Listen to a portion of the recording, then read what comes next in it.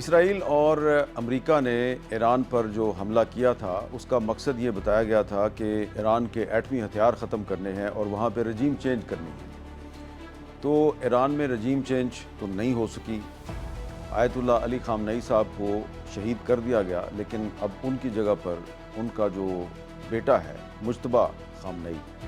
وہ ایران کا supreme leader بن گیا ہے۔ ایک خامنئی گیا اور دوسرا خامنئی آ گیا۔ تو مجتبیٰ خامنئی کے نیا سپریم لیڈر بننے پر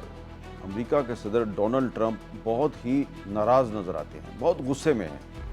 کیونکہ ان کا رجیم چینج کا خواب پورا نہیں ہو سکا۔ اور یہی وجہ ہے کہ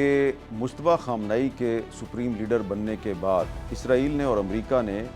ایران پر حملوں میں مزید اضافہ کر دیا، اور پچھلے 2 روز سے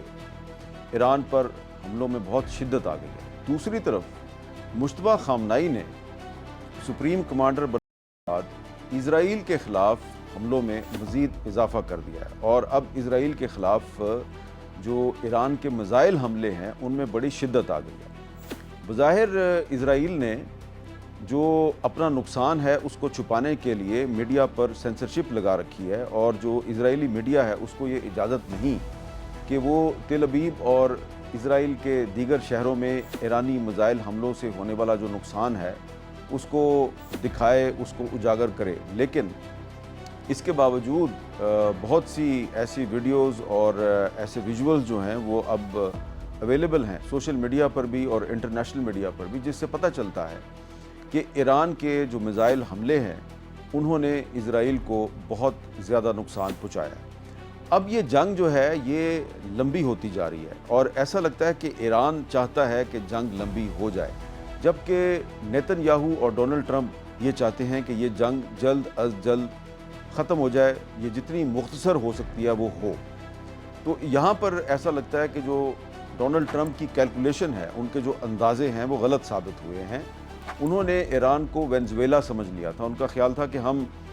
اپنے چھاپہ مار دستے جو ہیں وہ وینزویلا میں ہم نے اتارے، ان کا پریزیڈنٹ گرفتار کیا، اس کو ہم نیو یارک لے گئے اور وینزویلا میں رجیم چینج ہو گیا، تو ایسا ہی ایران میں بھی ہوگا۔ اور انہوں نے اپنے جو حملوں کا آغاز ہے اس میں ہی انہوں نے آیت اللہ علی خامنئی کو شہید کر دیا۔ ان کا خیال تھا کہ اب علی خامنئی کی شہادت کے بعد پورے ایران میں لوگ سڑکوں پہ نکل آئیں گے اور ایک رجیم چینج کے لیے تحریک شروع ہو جائے گی۔ ایسا نہیں ہو سکا، اور ایران جو ہے اس نے نہ صرف اسرائیل پر اور امریکہ کے جو اتحادی خلیجی ممالک ہیں ان پر حملے کیے، بلکہ اس نے جو اسٹریٹ آف ہرموز ہے، آبنائے ہرموز، اس کو بھی بلاک کر دیا ہے، وہاں پر بھی اس نے حملے شروع کر دیے، جس کی وجہ سے پوری دنیا میں تیل کا ایک بحران پیدا ہو گیا ہے، اور اس کے اثرات پاکستان سمیت دنیا کے مختلف ممالک میں آپ کو نظر آ رہے ہیں۔ تیل کی قیمتوں میں بہت زیادہ اضافہ ہو گیا ہے، گیس کی قیمتوں میں بہت زیادہ اضافہ ہو گیا ہے، مہنگائی جو ہے وہ بڑھتی جا رہی ہے، اور یہ صرف پاکستان میں نہیں، یہ صرف انڈیا میں اور بنگلہ دیش میں نہیں ہے، یہ پوری دنیا میں اس کے اثرات مرتب ہو رہے ہیں۔ اور سب سے زیادہ نقصان جو اس وقت نظر آ رہا ہے وہ گلف سٹیٹس کا ہے، خلیجی ریاستوں کا ہے،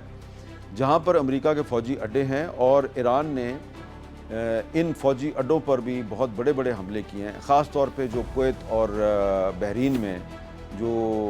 امریکہ کے فوجی اڈے تھے وہاں پر بہت زیادہ حملے کر دیے۔ ایران کی کوشش ہے کہ جنگ لمبی ہو جائے، امریکہ اور اسرائیل کی کوشش ہے کہ جنگ زیادہ لمبی نہ ہو۔ اب امریکہ کی اسٹریٹجی یہ نظر آ رہی ہے کہ جہاں جہاں سے ایران اپنے میزائل فائر کرتا ہے، جو لانچنگ ایریاز ہیں، وہ ان کو ٹارگٹ کیا جا رہا ہے، اور اسرائیل کی اور امریکہ کی کوشش ہے کہ ایران کے جو میزائل چلانے کی جو صلاحیت ہے اس کو منیمائز کیا جائے اور اس کو ختم کر دیا جائے، جبکہ ایران جو ہے وہ یہ کوشش کر رہا ہے کہ وہ جتنا بھی اسرائیل کا نقصان کر سکتا ہے وہ کرے۔